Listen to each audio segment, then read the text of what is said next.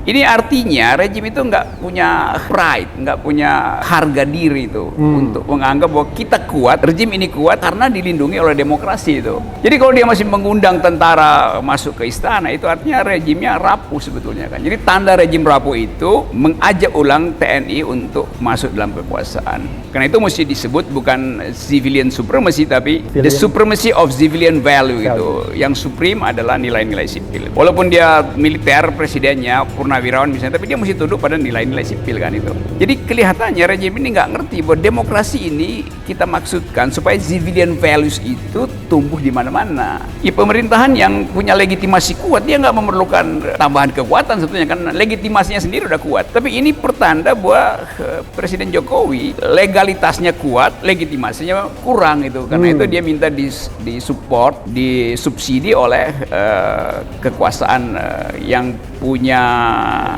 lambang-lambang pengendalian kekerasan, tentara, polisi.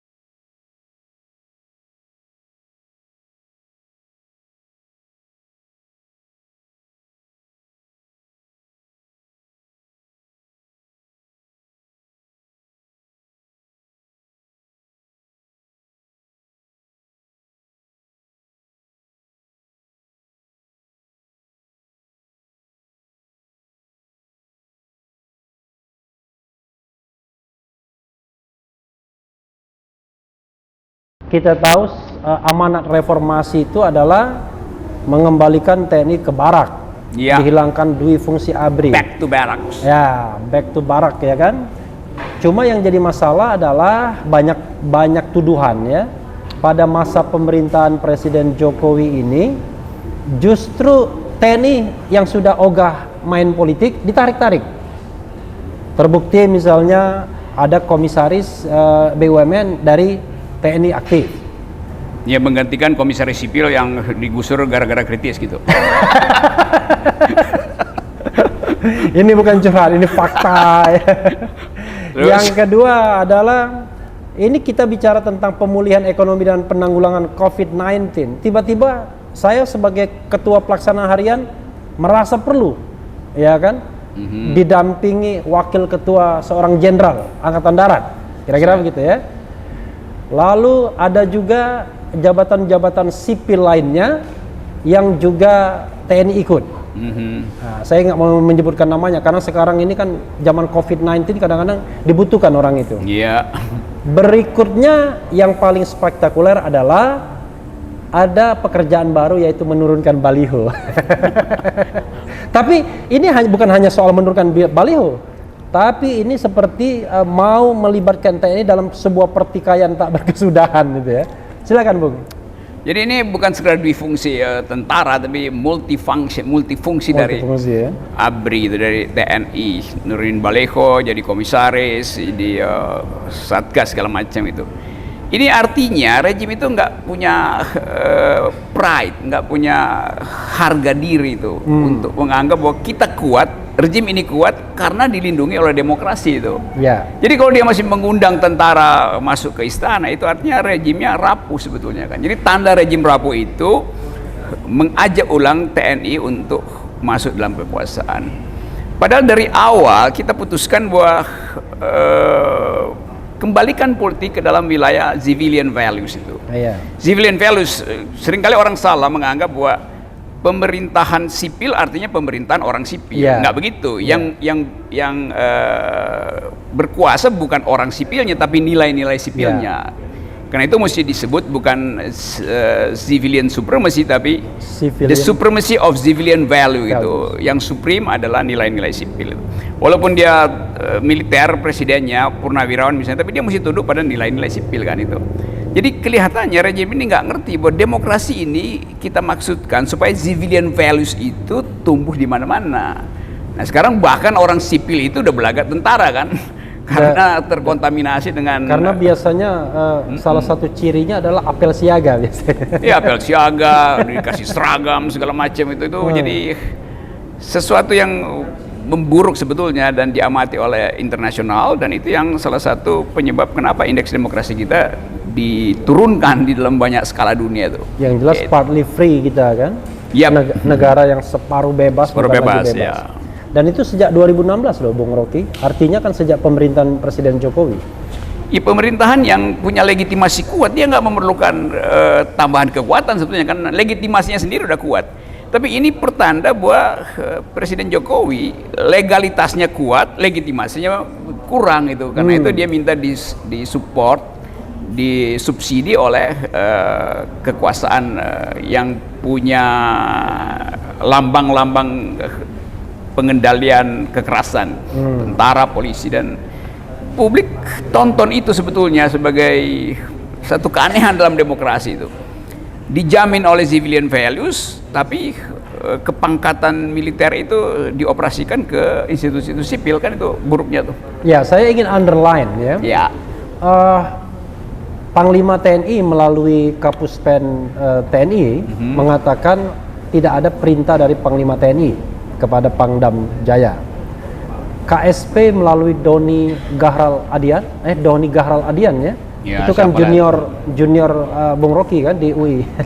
Ya, pernah jadi asisten saya. Jadi mengatakan itu bukan perintah dari istana.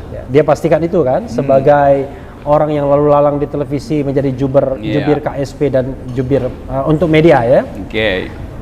The question is, ya kan, mungkinkah seorang Dudung ya itu melakukan itu secara independen? Kalau Panglima TNI kan yang bisa yang berkuasa ke dia untuk memerintahkan itu paling Kasat, KSAD. Tapi KSAD kan terlalu berlebihan. Mungkin juga Panglima TNI. Dan it could be possible istana. Tapi ini nggak ada yang ngaku. Mungkinkah seorang Dudung ya bertindak dengan independen mengenai soal ini? Nggak ada yang independen dalam tentara. Tentara itu diatur oleh prinsip span of command. Jadi ada keketatan komando. Tidak mungkin Dudung itu mengambil inisiatif tanpa membaca bahasa tubuh Presiden Jokowi, tanpa mengendus psikologi istana itu. Jadi saya kira Pak Dudung itu sebetulnya dengan kemampuan intuisi dia menganggap dia akan diprotek oleh istana. Karena kan semua orang tahu bahwa Habib Rizik itu beroposisi dengan istana tuh. Jadi kalau dia menanam jasa, iya, itu ada potensi untuk dapat hadiah, ada jabatan kosong di Angkatan Darat tertinggi ya. Jadi spekulasi di situ sebetulnya tuh. Nah, sampai sekarang Presiden Jokowi tidak pernah memberi klarifikasi tentang peristiwa penurunan baliho tuh. Jadi orang menganggap memang Presiden diam-diam dapat keuntungan dari penurunan itu tuh. Jadi apa? Silent order. Ya, unintended result gitu kira-kira. Tidak diinginkan, tidak direncanakan hasilnya, tapi dinikmati itu. Oh, artinya kan bisa saja kemudian Maijen Dudung ini membaca gesture kekuasaan aja. Ya itu, saya kira itu. Tafsirnya begitu kira-kira. Oke. Jadi tidak ada order verbal, baik dari Cilangkap maupun istana, tapi dia menangkap denyut, dinamika, peluang. Ya, untuk Dudung mengirim sinyal ke istana melalui penurunan baliho karena menganggap istana butuh sinyal itu, kira-kira begitu. Dan dia untuk mengatakan dia loyal, he is a loyal person. Kan itu kepentingan dianggap itu kepentingan panglima tertinggi kan.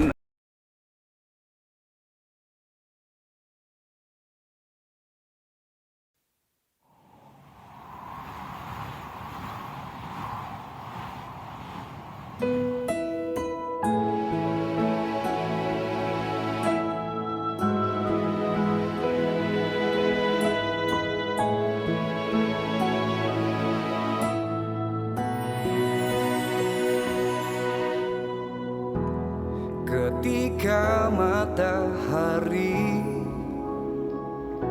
hanya di atas kepala, panas melelehkan, padang yang luas, tak ada naungan, tapi Engkau pemimpin adil. Tuhan memberi kabar gembira, setiap manusia adalah khalifah di muka bumi ini, tapi Engkau khalifah dari khalifah. Kau dinaungi, kau diselamatkan, oh,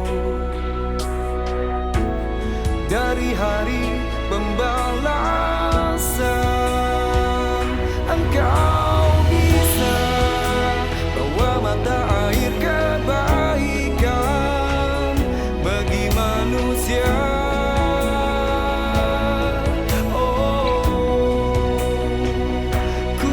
Kuasamu juga bisa menenggelamkan umat manusia. Tak ada bahteramu, tak ada penyelamat, maka adillah kau pemimpin.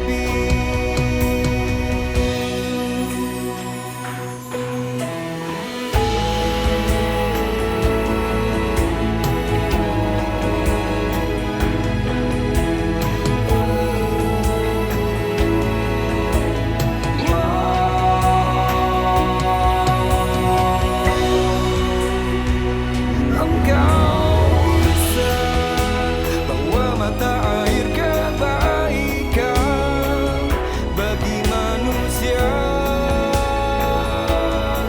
Oh, kuasamu juga bisa menenggelamkan, maka jadilah